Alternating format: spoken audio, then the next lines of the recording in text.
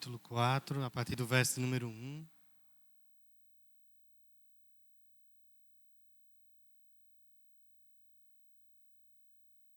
Diz assim a palavra do Senhor.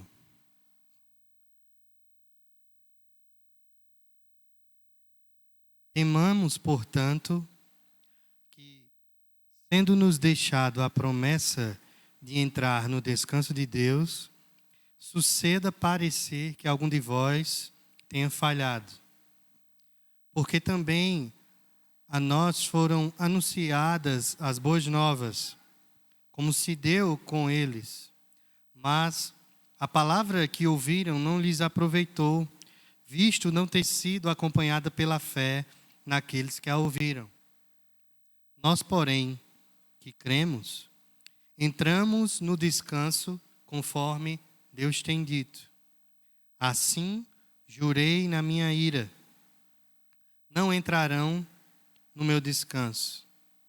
Embora certamente as obras estivessem concluídas desde a fundação do mundo, porque em certo lugar assim disse no tocante ao sétimo dia: e descansou Deus no sétimo dia de todas as obras que fizera. E novamente no mesmo lugar: não entrarão no meu descanso. Visto, portanto, que resta entrarem alguns nele, e que por causa da desobediência não entraram aqueles aos quais anteriormente foram anunciadas as boas novas, de novo determina certo dia, hoje, falando por Davi, muito tempo depois, segundo antes fora declarado: hoje, se ouvirdes a sua voz, não endureçais o vosso coração.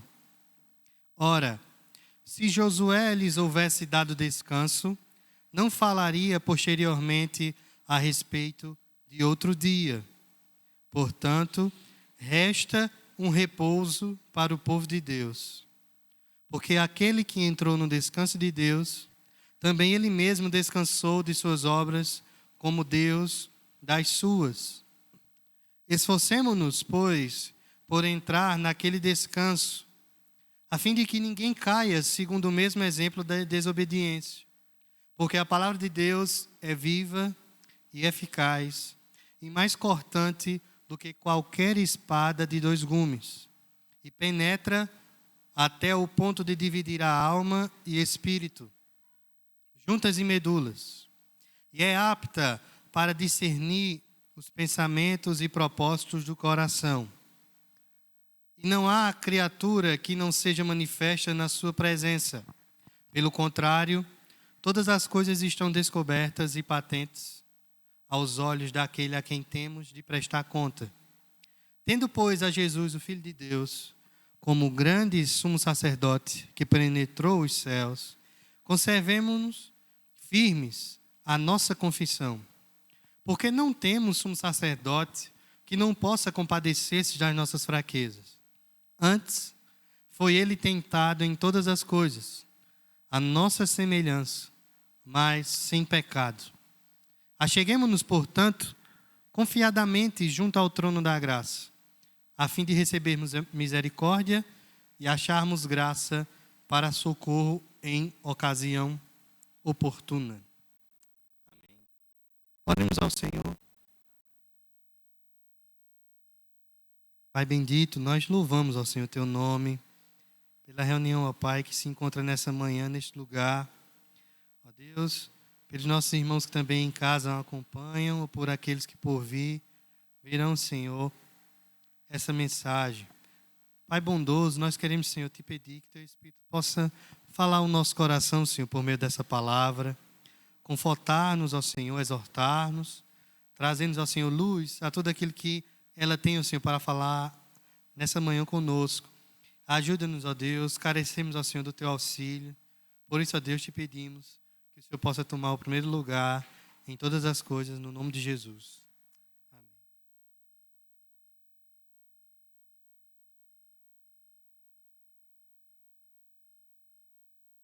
Semana retrasada, nós encerramos a terceira parte do estudo da carta aos Hebreus, onde nós vimos que nos últimos tempos Deus tem falado para com seu povo, não mais por profetas, mas sim de forma última e definitiva, através do seu Filho Jesus. Vimos também que essa mensagem que da parte de Deus vem por meio do seu Filho Jesus é, de fato, superior à forma como Deus falou com os pais através dos profetas. Pois Jesus, ele é superior aos anjos. Nós vimos isso a partir do verso 5 do capítulo 1. Fomos até o capítulo 2. E vemos todas as argumentações que o autor da carta aos Hebreus apresentou de que Jesus, em pessoa e obra, é maior do que os anjos, porque Jesus é filho e os anjos são, na verdade, espíritos ministradores que servem ao próprio Senhor e servem também em favor daqueles a quem a salvação herdará.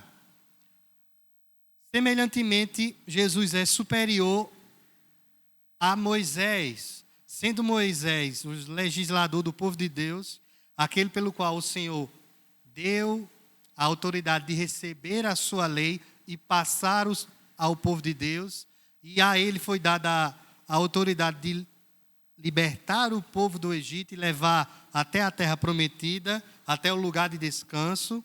Só que Moisés não conseguiu cumprir fielmente o seu mandado, pois, sendo homem, pecador, falhou também. E Cristo é superior à pessoa de Moisés, tanto em pessoa como em obra, pois Jesus é filho de Deus e Moisés é servo. Ainda que seja um servo sobreexcelente, não se compara de forma alguma à autoridade e à obra da pessoa do Senhor Jesus. Por isso, devemos dar ouvidos ao que Jesus tem dado como mensagem. Pois se Deus foi tão rigoroso para com aqueles que ouviram a palavra de Moisés, muito mais será Deus para com aqueles que ouvem a palavra do Filho.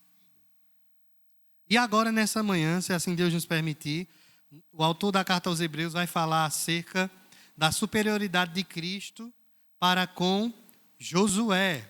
E Josué é justamente o próximo líder que Deus levanta da nação de Israel para guiar o seu povo até a terra prometida. E Josué consegue cumprir essa primeira missão. Isso é descrito lá no próprio livro de Josué, a partir do capítulo número 1, da qual Deus habilita as suas mãos com força para que ele não tema e vá e guie o povo na direção da Canaã. E de fato o povo consegue, isso é bem conhecido de nós. O povo sai do Sinai, vai para a região antes do Jordão, 2 tribos tomam conta desse território, o povo atravessa o Rio Jordão de forma miraculosa, os sacerdotes, os levitas colocam a arca no meio do Rio Jordão, o Rio Jordão para e o povo passa a pé enxuto, atravessando a região do Jordão, chegam à região de Sicar e depois vão até Jericó e Deus, de forma miraculosa, faz com que o povo conquiste aquela terra e Deus ordena que tudo deveria ser destruído naquele lugar, só que uma só pessoa não ouve a palavra de Deus e guarda para si algum tesouro que havia em Jericó.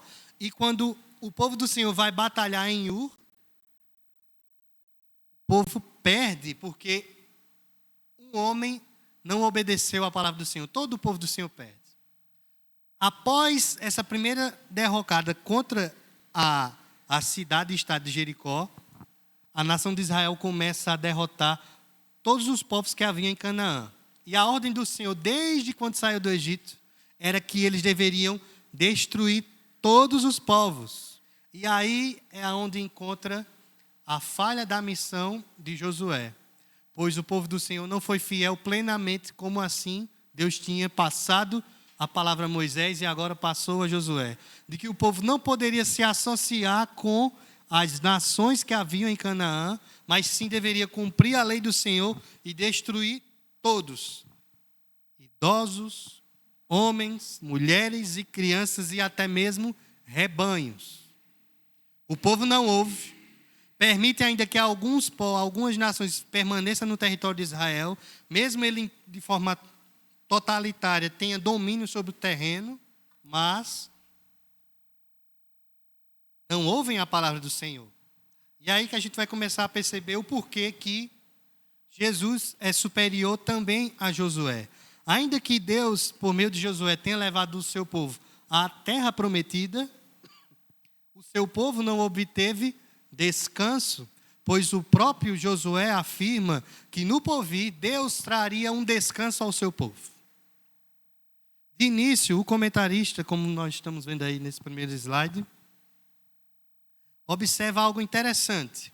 Veja o que ele diz, você pode acompanhar aí.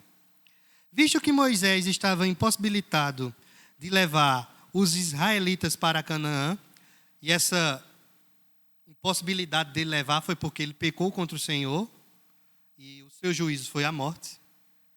O escritor reflete sobre a posição de Josué, que de fato os levou para lá. Demonstra, no entanto, que nem sequer Josué obteve para seu povo o descanso verdadeiro.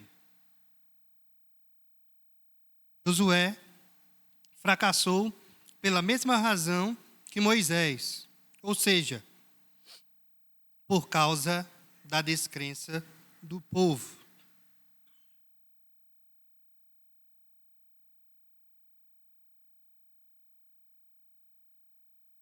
Leva o escritor a exortar seus leitores a procurarem aquele descanso superior.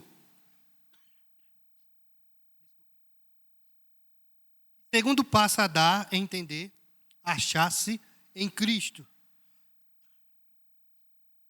Descanso que Deus tem preparado para o seu povo não está registrado em um lugar, em um templo, em uma cidade, em um território ou em uma nação, mas sim o descanso de Deus para o seu povo é Cristo Jesus. Então, aqueles que têm a Cristo descansarão, pois Deus já começou a preparar esse descanso a partir do momento que Cristo foi enviado para a honra e glória do Senhor.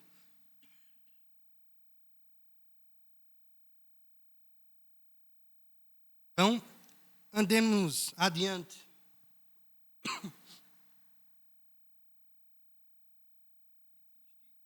Descanso maior do que o que Josué permitiu, ou trouxe. O verso de número 1, ele inicia com um verbo bem interessante. E qual é o verbo? Temamos. O que é temer, irmãos? A bola agora está com vocês.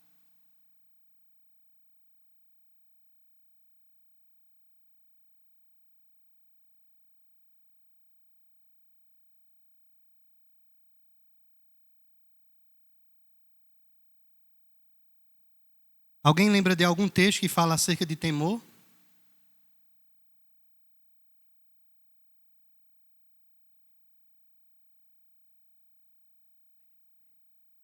Bem.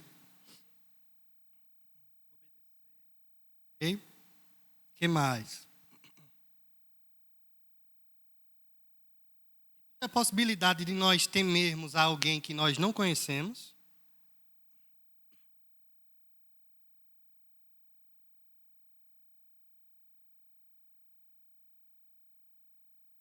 Aí.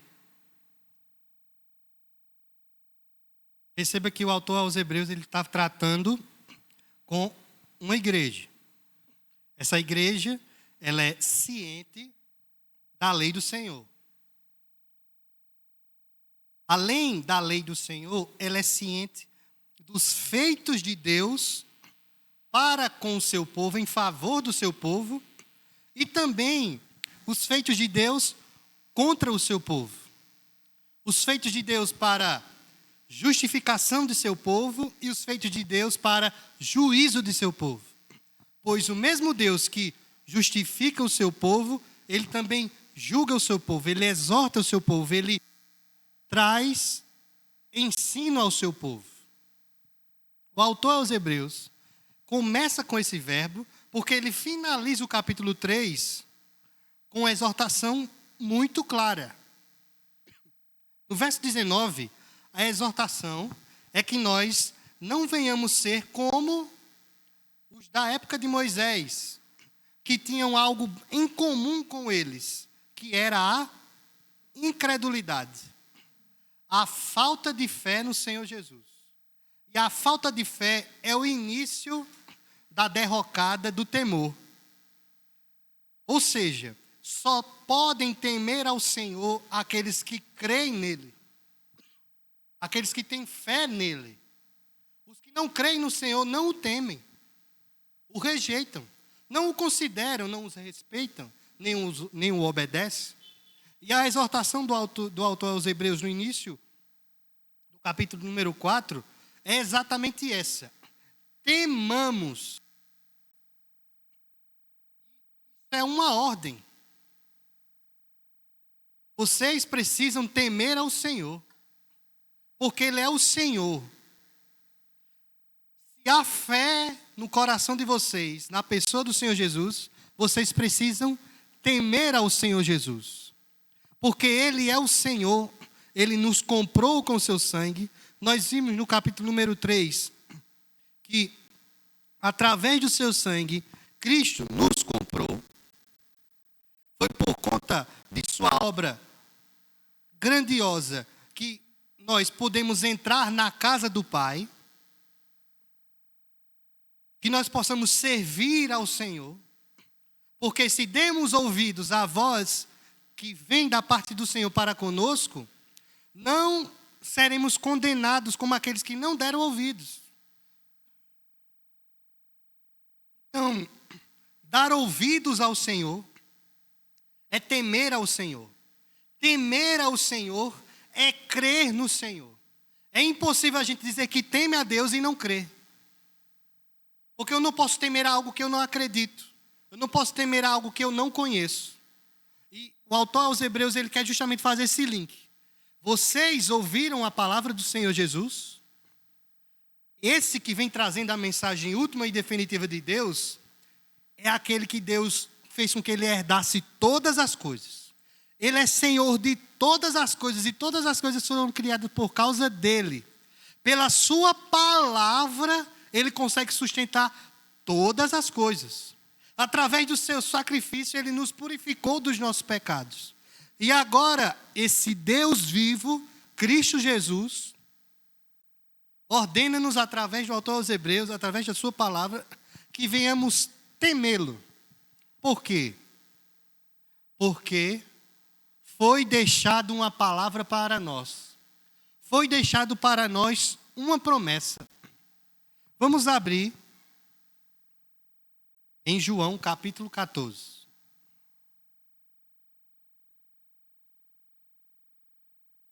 Evangelho de João, capítulo de número 14.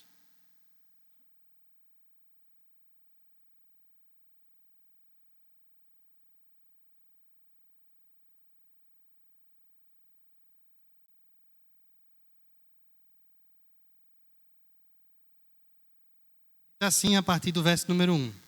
Não se turbe o vosso coração, não se atemorize. Credes em Deus, também em mim. Esse verso 1 é o resumo de temamos lá de Hebreus. Temer não é se atemorizar, não é se turbar, não é se angustiar, mas sim crer em Deus e crer no Senhor Jesus. Por quê? Porque nós temos uma promessa de descanso. Verso 2. Na casa de meu pai há muitas moradas. Se assim não fora, eu vou-lhe teria dito. Pois, eis a promessa, vou preparar-vos lugar. E quando eu for e vos preparar lugar, voltareis e vos receberei para mim mesmo, para que onde eu estou estejais, vós também. Vamos abrir em Atos, capítulo 1.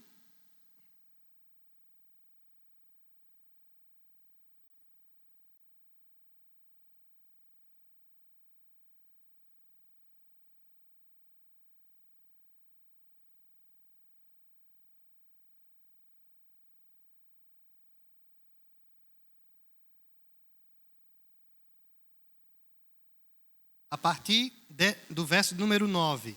Atos 1, 9 diz assim: ditas estas palavras, foi Jesus elevado às alturas, à vista deles, e uma nuvem o encobriu dos seus olhos.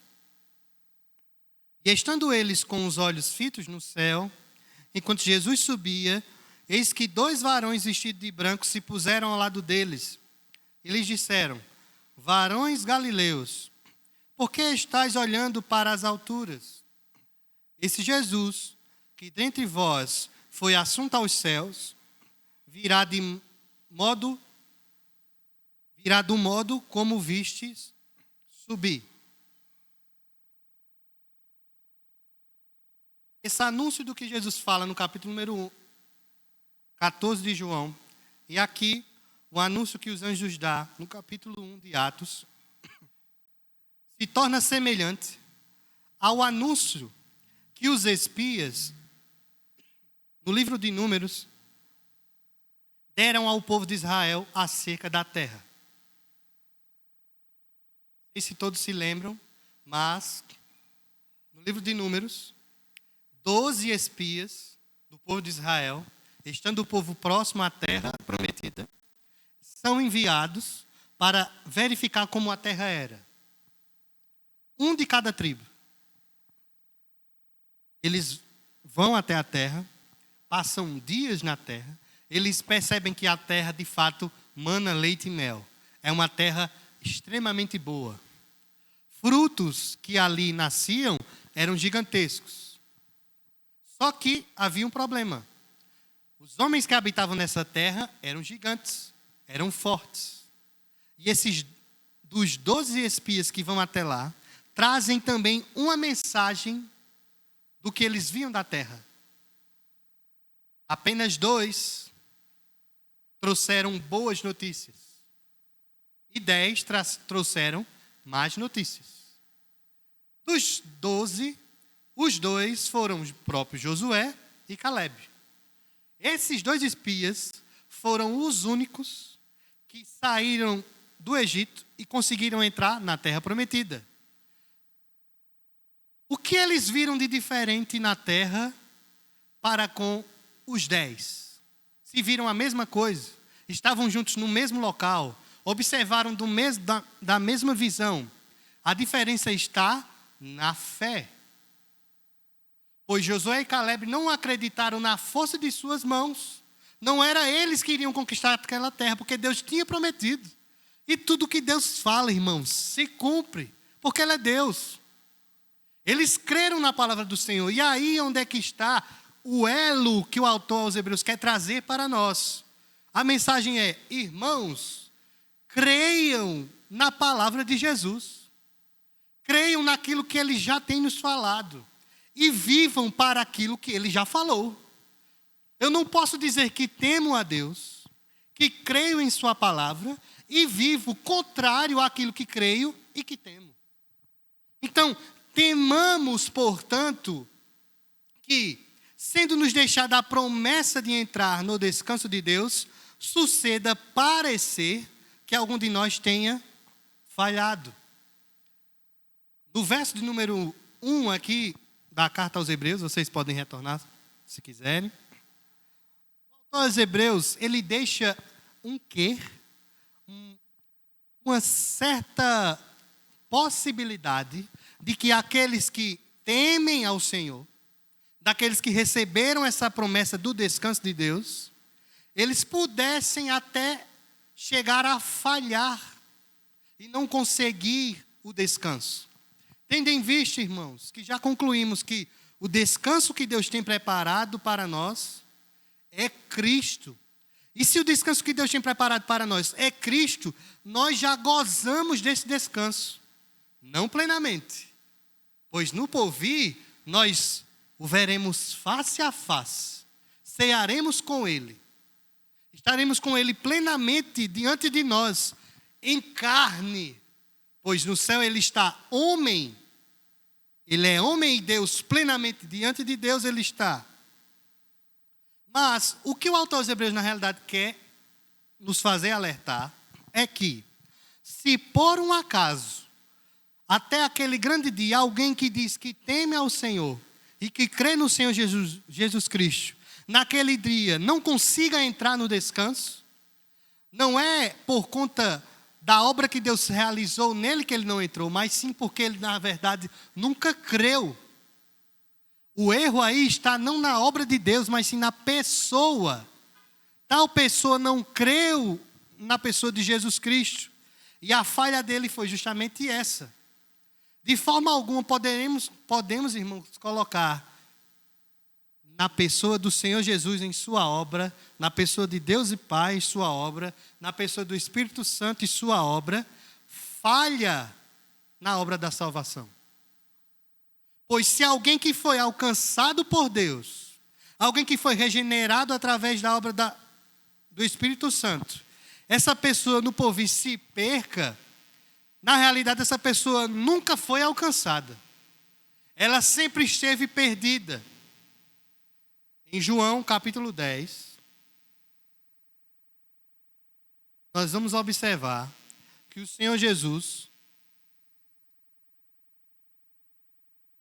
por ele mesmo, é comparado ao bom pastor.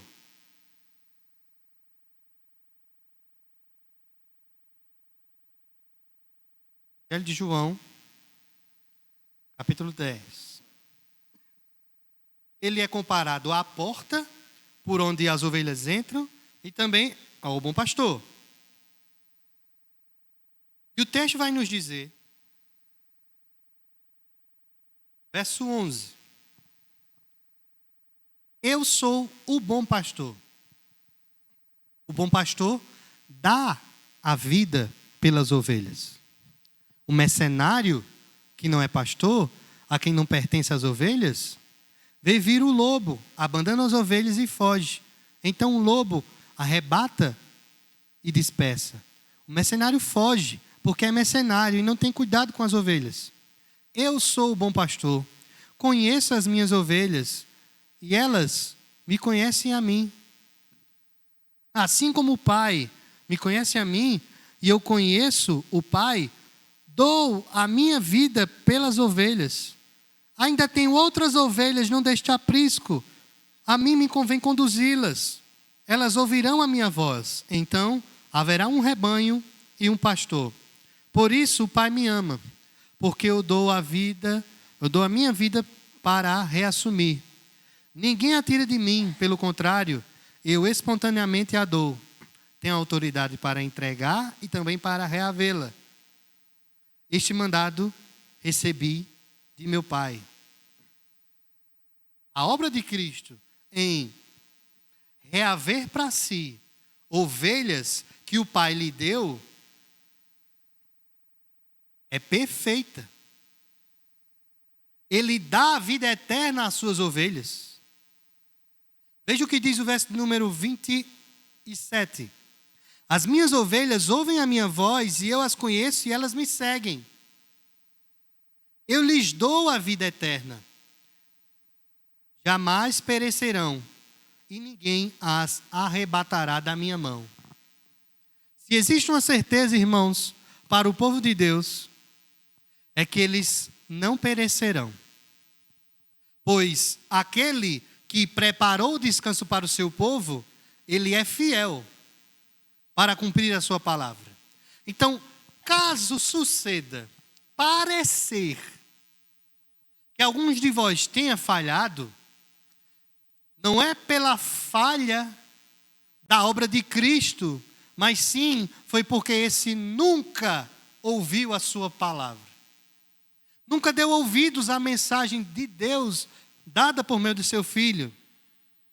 Então, essa situação, essa possibilidade de que alguém possa até perder a sua salvação, na realidade o autor aos Hebreus quer nos enfatizar, semelhante a uma mãe que exorta o seu filho.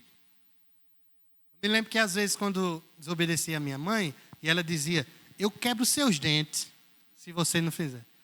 Literalmente, ela não iria quebrar meus dentes batendo. Mas a ideia era, eu chegarei a ser tão rígida com você, semelhante a eu arrancar seus dentes com o dedo assim.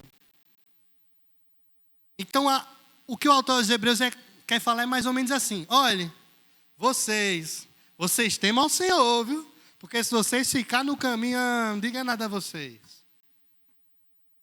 Não que nós iremos ficar, pois não ficaremos. Perceba o que diz o verso de número 2.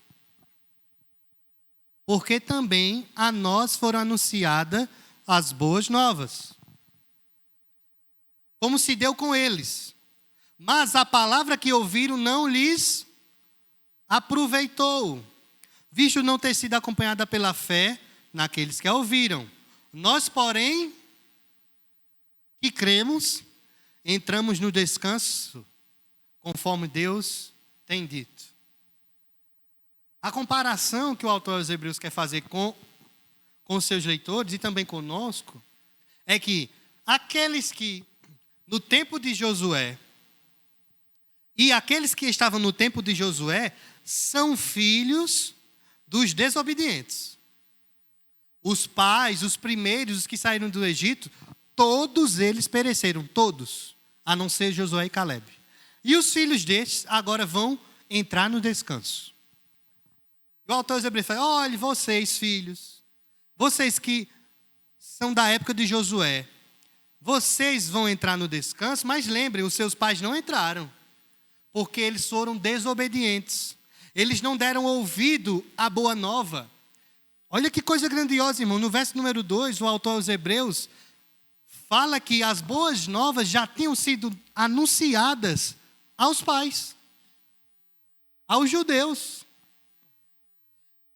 De certa forma, Deus, por meio de Moisés e também agora de Josué, anunciou a salvação a seu povo, a uma terra prometida que haveria de ter,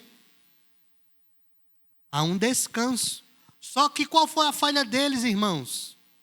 Eles ouviram e não misturaram a palavra do Senhor com fé. Eles não creram, eles não acompanharam aquilo que eles ouviram. Por exemplo, nós estamos aqui, ouvindo a palavra do Senhor. E você, por um acaso, pode estar aqui sem querer estar aqui. Porque é preciso trazer seu filho, ou porque tem algum cargo e precisa estar aqui, ou porque simplesmente deu na telha e quis vir. Ou você que está aí em casa, acessando aí de casa, ou que irá ver, decidiu abrir nesse link e assistir o culto. Possa ser que de fato o seu coração esteja ardendo para ouvir a palavra do Senhor, porque você o teme. Mas possa ser que muitos que vêm à casa do Senhor, não apenas neste momento, mas nos cultos, nos demais cultos, nas demais reuniões, vêm, mas não temem ao Senhor, porque a evidência do temor do Senhor, segundo a carta aos Hebreus, é a fé. Se eu creio, se eu tenho fé no Senhor Jesus, eu irei temer. Se há no meu coração um profundo temor ao Senhor, é porque eu creio nele. E essa obra não vem de mim. Porque a fé que me leva a crer em Cristo não nasceu comigo quando eu nasci. Pois na realidade, quando eu nasci, eu odiava a Deus. Eu não queria saber de Deus. Eu era rebelde para com a sua palavra. Eu era semelhante aos primeiros do tempo de Moisés, que ouviu a palavra do Senhor. E se não fosse por uma obra miraculosa de Deus, jamais o iria temer. Quando o povo se encontra no Sinai, e Moisés diz, prepara-te para falar com o teu Deus, e eles passam 3 dias para ouvir a voz do Senhor, e o Senhor vem com forte tremor, com fogo, com trovões, com escuridão em cima do monte, o texto diz que o povo teme, mas o temor que o povo teve não foi acompanhado por fé, pois se tivesse sido acompanhado por fé, eles tinham ouvido a voz do Senhor. Eles tiveram, na realidade, medo de serem destruídos, pois eram desobedientes. Aqui não. O autor aos Hebreus vai dizer que vocês, a igreja do Senhor, vocês que têm a Cristo, que creem na pessoa do Senhor Jesus, vocês não são como eles, porque vocês creem. Nós cremos naquilo que Deus nos disse. Nós cremos que Deus tem preparado para nós um descanso. Todo mundo que trabalha, ou em órgão público, ou privado, ou é autônomo, principalmente no nosso contexto, né, Brasil, quando vai chegando os dias próximos de uma férias, geralmente agora no final do ano, início do outro, muitas pessoas tiram férias, para quem pode tirar férias. Espera esses dias para tirar um descanso, às vezes para fazer uma viagem, para se divertir com a família, ou aqueles que trabalham arduamente durante a semana e esperam chegar o final de semana para descansar. Muitas pessoas diferem na forma como descansam. Tem gente que com 30 minutinhos depois do almoço, um cochilo, ele já está novo. Tem gente que precisa passar a noite inteira dormindo. Tem gente que precisa passar um final de semana deitado numa rede. Tem gente que vive a vida descansando. Irmãos, nada, nenhum momento, em nenhum lugar que você possa ir na face dessa terra ou nesse universo, vai ser comparado ao descanso que Deus tem preparado para nós. Você pode ir lá para o Caribe, naquela praia bem transparente. Você pode também ir lá para o Zepa. Ou você pode ir lá para o Himalaia. Ou você pode ir lá para João Pessoa. Ou se não, lá para Brasília. Lá não está muito bom, não. Ou se não, irmãos, para onde você quiser, lá para a Lua. Como o foguete que saiu semana passada. Ou bem pertinho do Sol. Ou lá no mais extremo do universo. Você não encontrará descanso. Você não encontrará paz sublime, tamanha, que se compare com o descanso que Deus tem preparado para você. Deus preparou um descanso grandioso para o seu povo. Ele afirmou isso. Veja o que diz a continuação do verso 13. Assim jurei na minha ira, não entrarão no meu descanso. Como assim, Deus? Essa promessa que Deus dá não é um descanso que Ele tem prometido, mas Ele disse que assim, eles não entrarão no meu descanso. Nós vimos semana passada que esse texto faz referência ao que é dito no Salmo de número 95, ok? Quem quiser depois ler em casa essa porção do início do verso 3, desse versinho aí, dessa citação, é Salmo 95, verso 11. Deus tinha jurado a esses da época de Moisés, que não obedeceram, não creram na sua palavra, que esses não entrariam no descanso. Ou seja, Deus fala que há um descanso. O povo não entra na terra prometida. Só que a palavra do Senhor é muito mais sobressalente a interpretação que o povo teve desse descanso. Deus falava de um outro descanso. Veja o que diz o restante do verso 3. Embora certamente as obras estivessem concluídas desde a função do mundo, porque em certo lugar, assim disse no tocante ao sétimo dia, E descansou Deus no sétimo dia de todas as obras que fizeram.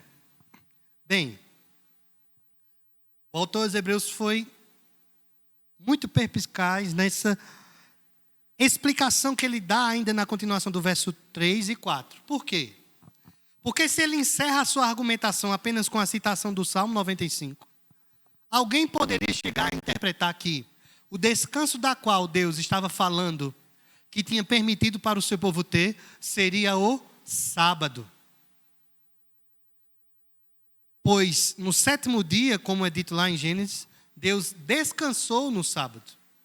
E na lei do Senhor, o sábado é o dia do descanso. É o dia que o povo pausa de todas as suas atividades. Eles se recluem em suas casas. Toda a família se coloca ao redor da mesa. Eles se alimentam com a dieta específica do sábado. O dono da casa, o pai, expõe as escrituras aos filhos e à esposa. E nesse dia, no sábado, há uma celebração de alegria, de louvor ao Senhor, ao Deus que deu a terra prometida ao seu povo e cumpriu. Mas o autor aos Hebreus está querendo nos dizer, não é desse descanso que eu estou falando. De fato, Deus descansou e o sábado é uma simbologia do descanso que iremos passar, do descanso que iremos ter. Deus de fato descansou no sétimo dia de todas as suas obras. Nós um dia iremos descansar de nossas obras. Nós, como igreja do Senhor, não somos a sua igreja para estarmos inertes, descansando. Mas sim, em todo o tempo, trabalhando em prol do reino. Tendo em vista que o descanso que iremos ter do Senhor não é aqui nessa terra, não é aos sábados ou aos domingos, mas sim no porvir. Então, se o nosso descanso é no porvir, por que nós estamos parados agora descansando? Porque, irmãos, se nós formos observar o que as Escrituras nos diz, segundo Paulo, no capítulo 6 de Efésios, a partir do verso 10, nós, a igreja do Senhor, vivemos em guerra. Todos os dias. Não contra sangue, não contra homem, mas contra as hostes espirituais. Contra o maligno. Dia após dia, o maligno se coloca contra nós. O sistema mundano se coloca contra nós. E a nossa carne se coloca contra nós. E cabe a nós um esforço. Cabe a nós um trabalho. Uma atividade. Uma ação. Tendo em vista que somos salvos pelo Senhor Jesus. Fomos libertos dos nossos pecados. Ele pagou o preço pelos nossos pecados. E agora, por meio do seu Espírito, que nos capacita a viver para a glória do seu santo nome, nós precisamos viver dia após dia, como se daqui a pouco Deus preparasse o descanso para nós. É comum nós vermos em algumas empresas que trabalhadores, quando estão próximo da hora de terminar o seu expediente, eles trabalham, mas quando chega próximo, aí... Não, isso aqui eu vou deixar para amanhã. Esse documento aqui que eu vou arquivar, não, amanhã eu arquivo. Aí dá aquela relaxada. Deixa aquela atividade para depois. Porque só falta 5 minutos. Então, não adianta mais. Não. Deus nos recomenda, irmãos, para que vivamos constantemente o servindo, pois o descanso está próximo. Nós não podemos querer estar no descanso antes do descanso. Nós estamos em guerra. Vocês se lembram da passagem que foi falada semana passada aqui, pelo presbítero Evandro? Urias estava em guerra. E Davi tinha preparado para ele o quê? Um descanso. Davi preparou para ele 2 descansos. Um primeiro Urias não quis ir. O segundo, ele foi forçado a ir. Todos se lembram aqui, né? Ele recebeu a ordem do rei para vir. E ele vem ao rei e fala, não, vai se deitar, vai descansar com a tua mulher. Aí vai tu estar aqui com um bocado de soldado aqui, vai se deitar com a tua mulher. Ele não vai, porque de forma honrosa, ele respeita o seu rei e respeita os seus irmãos que estão em batalha. Os irmãos dele estavam descansando? Não. Ele tinha a oportunidade, o que foi que ele fez? Ficou com o rei. Ou seja, irmãos, qual exemplo nós iremos tomar? O de Davi ou o de Urias? Ainda que sejamos levados até a morte, mas o nosso descanso, ele vem depois da morte. Ou quando o dono do descanso voltar. Que sejamos como Urias, que ainda que enganados, ainda que enredados, possamos ser levados até a morte, mas o justo juiz nos vê. Então o justo juiz que viu Urias, também viu a Davi, que deu o seu jeitinho. De forma alguma, irmãos, venhamos tomar esse exemplo. Pois Davi, no Salmo 95, escreveu isso. Assim jurei na minha ira, não entrarão no meu descanso. É o que diz o verso 5. E novamente no mesmo lugar, não entrarão no meu descanso. Não entrarão no meu descanso. Então, já que nós cremos no Senhor Jesus, segundo o que o autor diz no verso número 3, nós somos aqueles que cremos.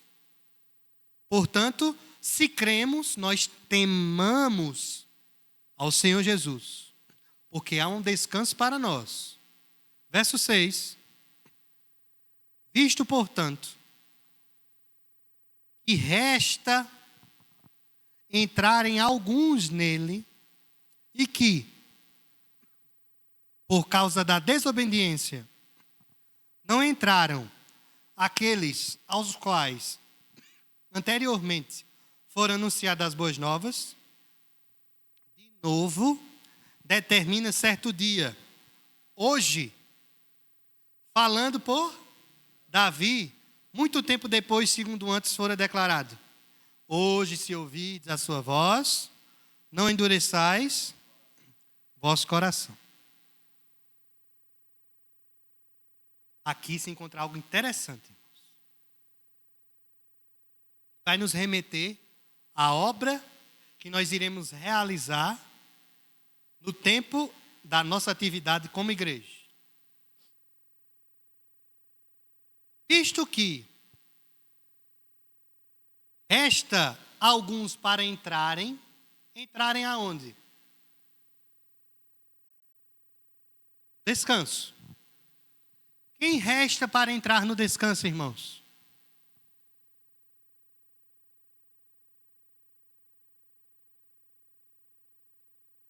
E aí? Aqueles a quem? O Senhor ainda vai chamar. Certo, em parte, mas vamos pensar. Do verso 1 até aqui, nós observamos que a ordem é que nós venhamos temer ao Senhor Jesus, porque Ele nos trouxe uma palavra. Ele nos deu uma promessa, uma garantia de descanso. E nós não somos como aqueles que desobedeceram. Nós somos aqueles que creem. Então, visto que resta alguns para entrarem nesse descanso, quem são esses que restam para entrar?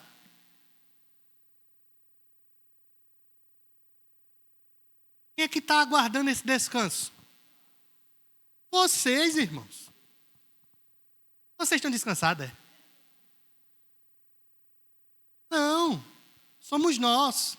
Só que a forma como o autor aos Hebreus nos fala, tendo em vista que ele está nos motivando, ele está nos encorajando a viver dessa forma, a viver no tempo presente ativo, progredindo em fé. O progresso da nossa fé, ele acontece quando nós vivemos para Cristo. E como igreja podemos viver para Cristo? proclamando, anunciando as boas novas. Então, de fato, somos nós os que aguardam o descanso. E são também aquelas ovelhas que, assim Jesus diz, que ainda falta alcançar. Mas perceba, irmãos, olha o tamanho a honra que temos, pois as ovelhas da qual Jesus irá alcançar, ele não irá utilizar anjos para isso. Ele não irá utilizar Moisés, nem Josué. Ele irá utilizar vocês. Os futuros descansáveis. Aqueles que irão descansar, falarão de um descanso àqueles que estão cansados. Lembra do que Jesus diz em Mateus capítulo 11, a partir do verso 28? Vinde a mim, vós que estáis cansados e sobrecarregados, e aprendei de mim, pois o meu jugo é leve. O peso do jugo do pecado, o peso da sobrecarga, de não conseguir cumprir a lei sobre o homem, não deixa o homem descansar. O homem fica constantemente em luta, em batalha contra si mesmo e contra a lei, porque ele não consegue cumprir a lei. Miserável homem que sou, que não consigo cumprir a lei em nenhum momento. Mas Cristo, Ele que é o meu descanso, Ele cumpriu a lei. E agora em Cristo eu posso descansar, pois Ele é o lugar do meu descanso. Cristo, o meu Senhor, alcançará os seus e irá nos utilizar para o alcance desses seus. Portanto, irmãos,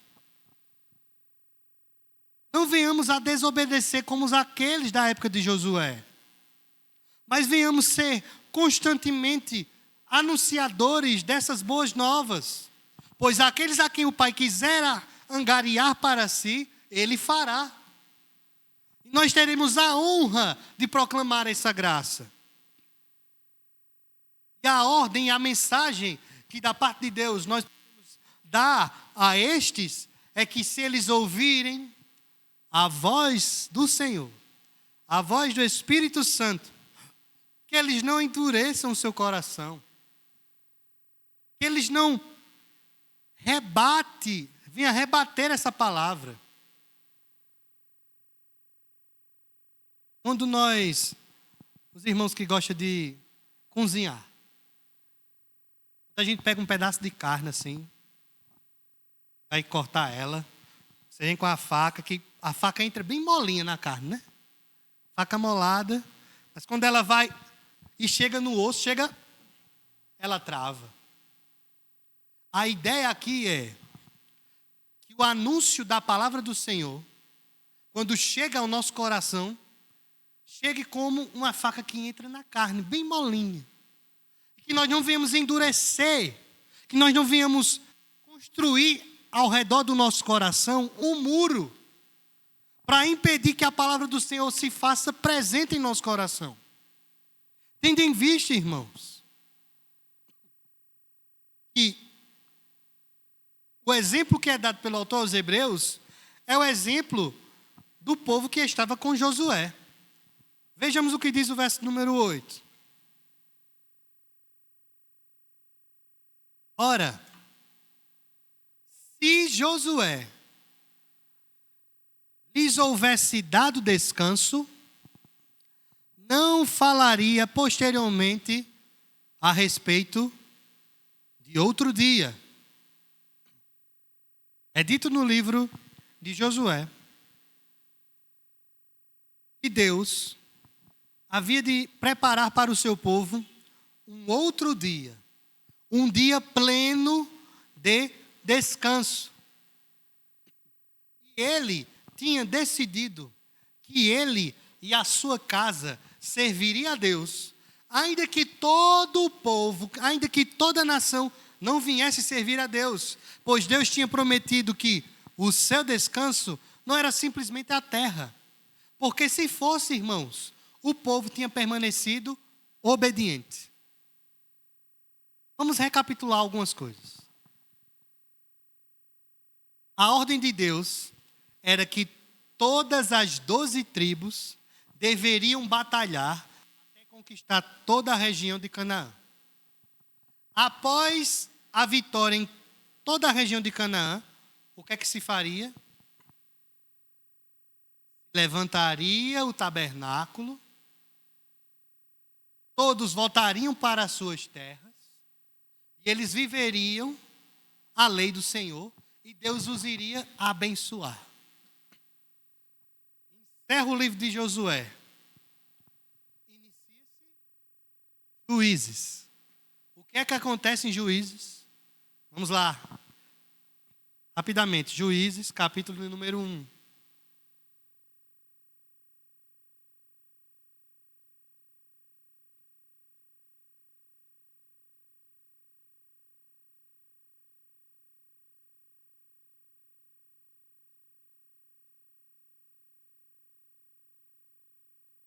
Juízes, capítulo 1. A partir do verso 1. Olha mesmo.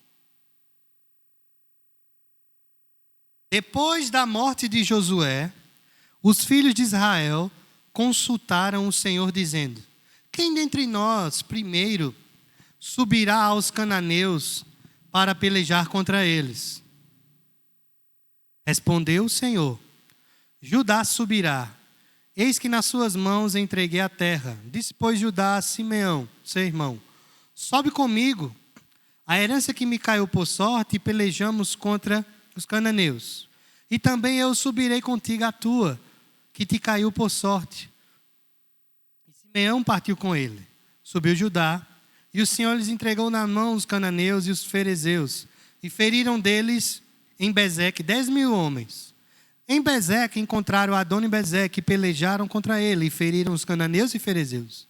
Adoni-Bezeque, porém, fugiu, mas o perseguiram e prenderam. Lhe cortaram os polegares das mãos e dos pés. Então lhes disse Adoni-Bezeque: 70 reis a quem havia sido cortados os polegares das mãos e dos pés apanhavam migalhas debaixo da minha mesa. Assim como eu fiz, assim Deus me pagou. E os levaram a Jerusalém e morreu ali. Os filhos de Judá pelejaram contra Jerusalém e, tomando, passaram-na a fio de espada, pondo fogo à cidade. Depois os filhos de Judá desceram a pelejar contra os cananeus que habitavam nas montanhas, no Neguebe e nas planícies. Partiu Judá contra os cananeus que habitavam em Hebrom, cujo nome outrora era Quiriate-Arbá, e Judá feriu a Cesai e a Aimã e a Talmar. Dali partiu contra os moradores de Derbi, e era dantes o nome de Derbi Quiriate-Sefé. Disse Calebe: a quem derrotar Quiriate-Sefé e a tomar, darei minha filha Acsá por mulher. Tomou-a, pois, Otoniel, filho de Kenaz, o irmão de Calebe, mais novo que ele, e Calebe lhe deu a filha Acsá por mulher. Esta, quando se foi a ele, insistiu com ele para que pedisse um campo ao pai dela. E ela apeou do jumento. Então Calebe lhe perguntou: o que desejas? Respondeu ela: dá-me um presente, deixe-me terra seca, dá-me também fontes de água. Então Calebe lhe concedeu fontes superiores e as fontes inferiores. Os filhos do Queneu, sogro de Moisés, subiram com os filhos de Judá da cidade das Palmeiras, no deserto de Judá, que está ao sul de Arade. Foram e habitaram com este povo. Foi-se, pois, Judá com Simeão e seu irmão, e feriram os cananeus que habitavam em Cefate, e totalmente a destruíram. Por isso chamaram Ormá. Daí em diante, até o final do capítulo 1, é narrado como foi a conquista do povo de Israel a Canaã. A partir do capítulo de número 2, o povo esquece da promessa que eles mesmos fizeram ao Senhor e começa a desobedecer a Deus. Veja o que diz o verso de número 3 do capítulo 2. Pelo que também eu disse: não os expulsarei de diante de vós, antes vos serão por adversários, e os seus deuses vos serão laços. Deus dá ordem ao povo para que matem, que destruam todo o povo, para que esse povo não torne para eles laço. E esse povo desobedece a ordem do Senhor. E a desobediência desse povo fez com que o povo perecesse. Então, se a promessa de Deus de um descanso, na verdade, fosse Canaã, essa promessa se perdeu. Porque não houve descanso para o povo. O povo teve que lutar para conquistar a terra. E o descanso que Deus preparou para o seu povo foi um descanso que ele conquistou para o seu povo. Cristo na cruz. Esse descanso, na época de Josué, não foi dado ouvidos. O povo não obedeceu à palavra do Senhor. Posteriormente, esse povo, tendo em vista que Deus tinha preparado um outro dia de descanso, e esse descanso está chegando para nós, é um repouso eterno que Deus tem preparado para o seu povo. Esse repouso não terá mais nada para fazermos a não ser adorar ao nosso Deus. Não haverá guerras, não haverá choro, não haverá dor. O povo de Deus estará eternamente diante dele em repouso. Assim como para Deus o sábado foi um dia de descanso de suas obras, nós iremos descansar de nossas obras. Haverá para nós um descanso eterno para aqueles que creem no nome do Senhor Jesus e dão ouvidos à sua palavra. Por quê? Porque temos diante de nós um penhor, temos uma garantia de que herdaremos esse descanso. É que o conquistador desse descanso já está descansando. Ele já se encontra diante de Deus. O nosso Senhor Jesus Cristo já entrou no descanso de Deus. Voltando lá para Hebreus capítulo 4, verso 10. Porque aquele que entrou no descanso de Deus, também ele mesmo descansou de suas obras, como Deus das suas.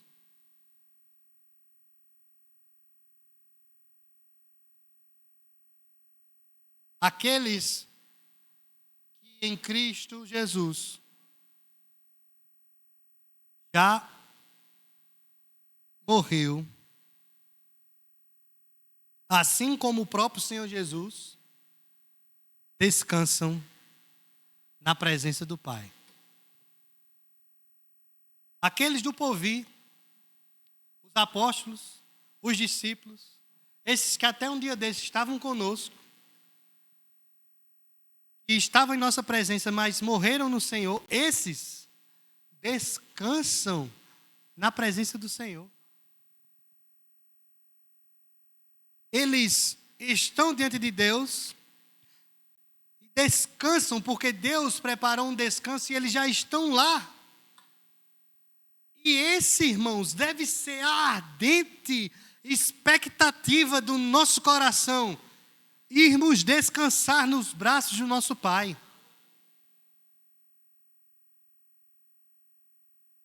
E é essa promessa que temos em nossas mãos. Essa promessa e essa garantia.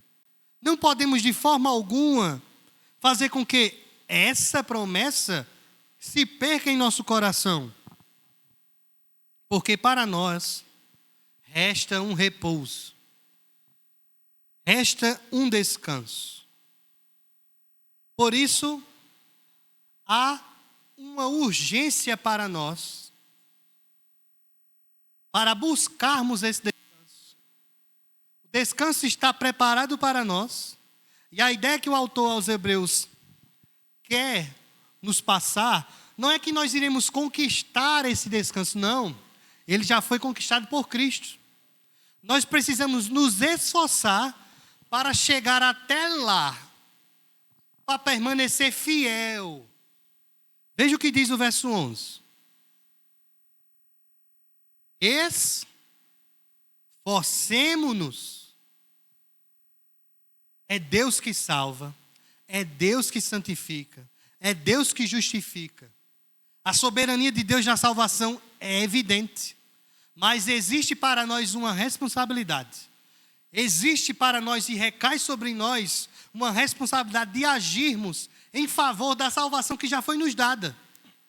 Se sou salvo pelo Senhor Jesus, se a obra do Espírito Santo gerou vida em meu ser, me fez ver Cristo na cruz, me convenceu do pecado, da justiça e do juízo, me conduziu até Ele em fé. A partir de agora, eu não vivo como uma marionete. Eu tenho livre acesso ao trono de Deus e eu vivo para a sua glória.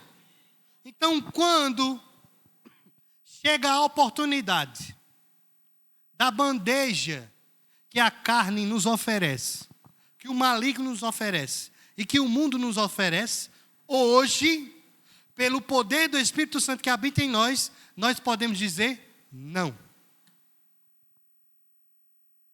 Você pode dizer não ao pecado. Você pode sim, quando a tentação vier, quando ela suceder aos seus olhos, você pode fugir. Você pode correr. Pois Paulo diz, seja gravado em nosso coração, no capítulo de número 5 da carta aos Gálatas, que se andarmos no Espírito, jamais satisfaremos a vontade da carne. Basta nos andar no Espírito. Como, pois, andarei no Espírito, me alimentando constantemente a minha carne?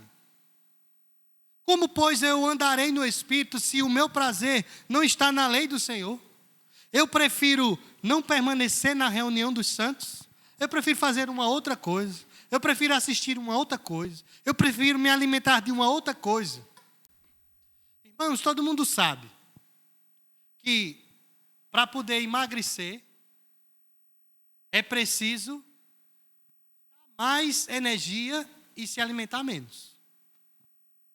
É uma lógica. Eu quero emagrecer, o que é que eu faço? Eu consumo menos comida e gasto mais. É matemática. Eu quero estar com Deus. Eu quero ser cheio do seu Espírito. Eu vou me alimentar de quê, irmãos? Do Fantástico? Da Copa do Mundo? De passeios? De viagens? Sua palavra é o nosso alimento. A comunhão que temos no Espírito é o que mantém essa palavra ardendo. Então você pode sim estar em casa com essa palavra, todos os dias, lendo-a e estudando-a. Mas é aqui, na reunião dos santos, que o Espírito Santo atua poderosamente. Deus não nos quer sendo crentes de casa ou domingueiros, mas Deus nos quer de fato e de verdade, servindo a Ele, não como esses do tempo de Josué, que ouviam a palavra, criavam uma redoma de pedra no seu coração para não dar ouvidos, mas Ele quer que nós venhamos dar ouvido, que nós venhamos nos esforçar. Esforcemo-nos, pois, por entrar naquele descanso. Verso 11, a fim de que ninguém caia segundo o mesmo exemplo de desobediência.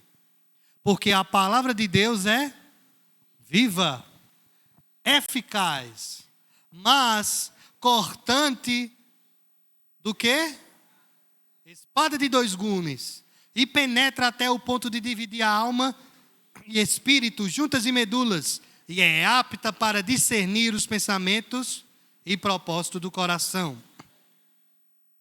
E não há criatura que não seja manifesta na sua presença. Pelo contrário, todas as coisas estão descobertas e patentes aos olhos daquele a quem temos de prestar contas. Qual é a urgência aqui, irmãos? É preciso um esforço da nossa parte para permanecermos fiéis. Quando nós lemos a palavra do Senhor, e a palavra do Senhor diz assim: perdoai-vos uns aos outros, e alguém me fere, o que é que eu tenho que fazer? É resistir a essa ordem ou obedecer? Obedecer. Então, a obediência, ela nada mais é do que um esforço constante, não por obras, mas por amor àquele que nos salvou. A obediência é a observância da lei de Deus, e de forma amorosa eu me debruço, eu me esmero, eu faço o suor pingar para agradar aquele que me salvou. Então aquele que me salvou é digno de todo o meu esforço, de toda a minha labuta para o agradar. E como eu posso agradar a ele, irmãos? Crendo, obedecendo, não sendo como os desobedientes, que receberam a sua palavra e rejeitaram. Por quê, irmãos? A resposta está no verso 12. Vou fazer uma pequena recapitulação. A primeira ordem no capítulo 4 é que nós devemos temer. Só teme aquele que crê, que conhece ao Senhor. A partir do momento que nós tememos porque cremos, Deus promete a esses que temem e que creem na pessoa do Senhor Jesus que Ele tem um descanso preparado para eles. Tendo nós essa certeza, essa garantia, nós iremos nos esforçar para obedecer ao nosso Senhor, porque nós o tememos, nós o amamos, nós queremos agradá-lo. Porque se nós não o agradarmos, porque se nós o desobedecermos, a palavra do Senhor virá para nós. E a palavra do Senhor, ela é viva. Ela sabe especificamente aonde você está desobedecendo para ela ir lhe corrigir. Você pode até vir aqui para a igreja com um pecado escondido. Ninguém sabe, só você e Deus. E Deus fala exatamente no assunto que você está pecando. Que é justamente para mostrar a você: eu te vejo. Eu te conheço. Tu acha que eu não estou lhe vendo, não? A minha palavra é viva. E quando essa vida que há na palavra é revelada a nós, ela se torna para nós eficaz. Porque qual é a eficácia da palavra, a não ser nos dar vida, a não ser nos confrontar, a não ser nos corrigir? E assim como a chuva que cai do céu e cai sobre a terra e gera vida na terra, assim também é a palavra do Senhor. Ela não volta para ele vazia. Quando ele fala, a sua palavra é como uma flecha que vai. A sua palavra também é semelhante a uma espada de 2 gumes. Para nós isso possa ser que soe um pouco estranho, mas para a época era algo interessante. Geralmente, só se tinha espadas de 2 gumes pessoas extremamente ricas. Porque uma espada de 2 gumes é uma espada difícil de se confeccionar. Os romanos tinham espadas de 2 gumes. Os soldados romanos tinham espadas de 2 gumes. Outras nações raramente chegou a ter essa tecnologia de fazer espadas com 2 gumes. Ela corta de um lado e corta do outro lado. Se a gente for pegar aquelas nossas serras de pão, ela só corta de um lado, né? Se for querer cortar do outro lado, não corta. Uma espada de 2 gumes, ela corta de 2 lados. Ela corta indo e voltando. A palavra do Senhor é assemelhada a essa espada. Uma espada extremamente afiada e cortante. Essa palavra vem de Deus. E ela é tão poderosa que ela consegue dividir o nosso ser por inteiro. ela consegue ir no mais íntimo do nosso coração. Ela consegue falar ao problema mais intrínseco ao nosso coração, a circunstância mais singular do nosso ser. E segundo o verso de número 13, não existe criatura que possa se esconder de Deus. Então, quando essa palavra vem a nós, não adianta ficar querendo se esconder de Deus. Não adianta, quando você ouvir a ordem do Senhor, esconder-se, pois o Senhor te vê. O Senhor, Ele te conhece. E a ordem dele é que você venha obedecer. Porque se você não o obedecer, você não entrará no seu descanso. Pois em certo dia, como diz no verso número 13, os seus olhos, que estão patentes a todos nós iremos prestar contas a Deus. Lá no local onde eu trabalho, e agora nós iremos finalizar com isso, eu trabalho com contabilidade, e na contabilidade as coisas precisam bater exatamente. Aquilo que saiu da conta precisa ser batido com aquilo que entrou. Exatamente. Porque se não bater, está errado. Naquele grande dia, Deus colocará diante do seu povo as contas que precisaram ser pagas. Todos os homens diante dele. E os homens poderão chegar para com Deus apresentando todas as suas queixas e contas. Mas no final de tudo, não baterá conta de ninguém diante dele. A não ser a conta daqueles a quem Cristo pagou.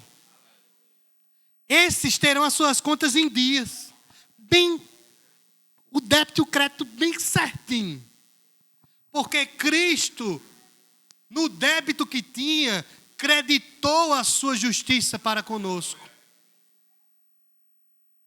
Por fim, o que é que nós podemos concluir desse primeiro trecho? Nós precisamos, irmãos, temer ao Senhor, porque nós temos uma promessa. Vocês creem nisso? Louvado seja o Senhor. Então temam ao Senhor. Vivam com santo temor diante dEle, ardendo diante dEle, com temor e tremor. Tenham fé, pois para nós ainda há um repouso, há um descanso que está preparado para nós. Então continue crendo constantemente, pois aquele que prometeu é fiel para cumprir. Esforce para que você não venha a cair, pois a palavra de Deus, ela é viva. Quando você cair, essa palavra viva virá para com você. Essa palavra eficaz virá para com você. Essa palavra cortante virá para com você. Ela irá penetrar a sua alma. Ela falará ao seu coração. E ela vai cumprir o seu propósito. Ela irá lhe transformar. Então não endureça o vosso coração, mas se esforce para não cair diante de Deus. Porque, irmãos, não existe ninguém que se esconda da face do nosso Deus. Portanto, tenhamos cuidado, pois no tempo que se chama hoje, se ouvirdes a sua voz, derem ouvidos, pois o Senhor nosso Deus é vivo. Amém? Vamos orar rapidamente? Pai bendito, nós te louvamos, ó Senhor, por esta palavra. Que o Senhor possa, Senhor, aplicá-la, ela em nosso coração, para a honra e glória do teu nome, em nome de Jesus.